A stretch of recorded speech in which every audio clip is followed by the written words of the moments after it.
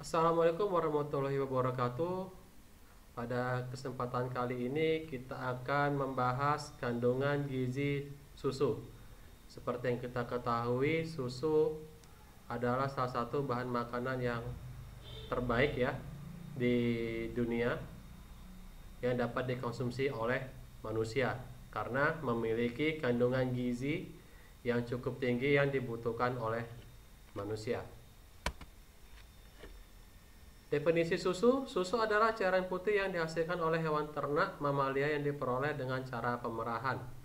Jadi seperti yang sudah kita ketahui bahwasanya susu itu adalah cairan putih ya yang berasal dari hewan ternak mamalia yang diperoleh dengan cara pemerahan. Jadi kalau inti dari definisi ini adalah air susu itu asalnya ya, dari asalnya itu adalah hewan ternak mamalia. Jadi bukan berarti kalau sudah ada minuman atau cairan putih warnanya putih itu kita bilang susu, belum tentu seperti itu ya.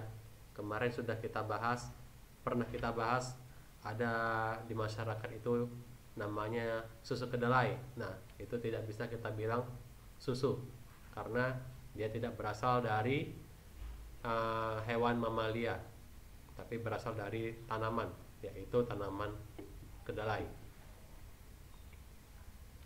Air susu adalah cairan bergizi yang dihasilkan oleh kelenjar susu dari mamalia betina yang baru beranak. Nah ini ya, jadi kalau seperti sudah kita bahas beberapa kali bahwasanya supaya susu seekor ternak itu bisa menghasilkan susu, dia syaratnya harus beranak. Jadi kalau tidak beranak dia tidak akan menghasilkan susu.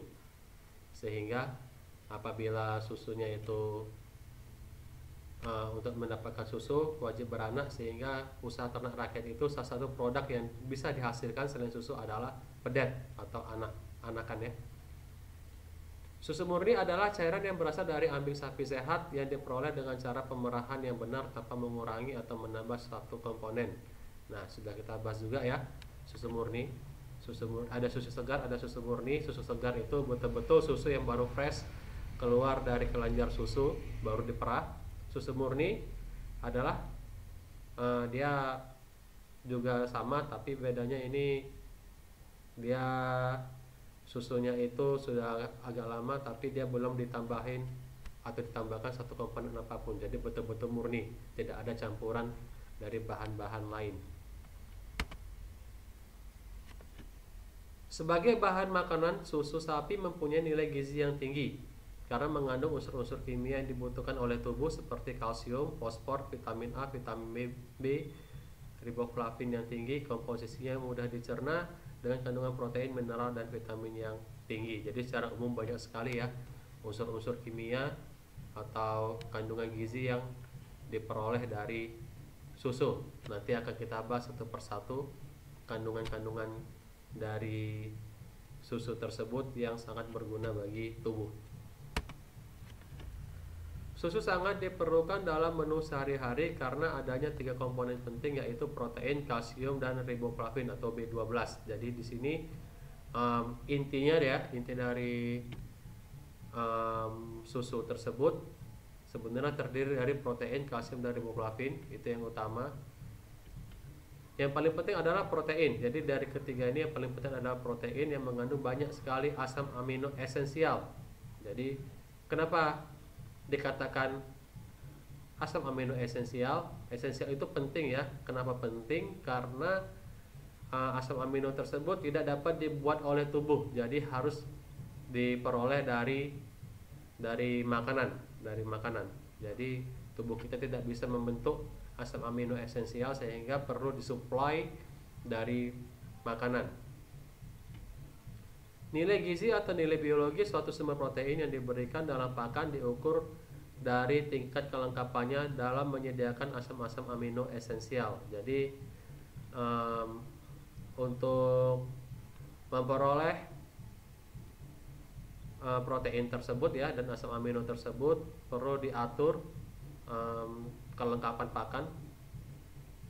bahan pakan ya yang akan diberikan kepada sapi perah, sehingga Itu nanti akan kita bahas juga ya di pertemuan berikutnya ya, di materi berikutnya, mengenai bagaimana cara untuk menyusun ransum ya, menyusun ransum yang sesuai dengan kebutuhan gizi dari sapi perah tersebut.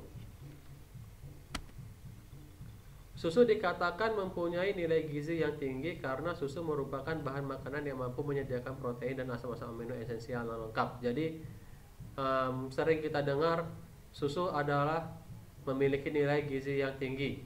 Kenapa bisa seperti itu? Karena dia mengandung protein dan asam amino esensial yang cukup lengkap, sehingga sebenarnya sangat penting bagi kita untuk mengkonsumsi susu.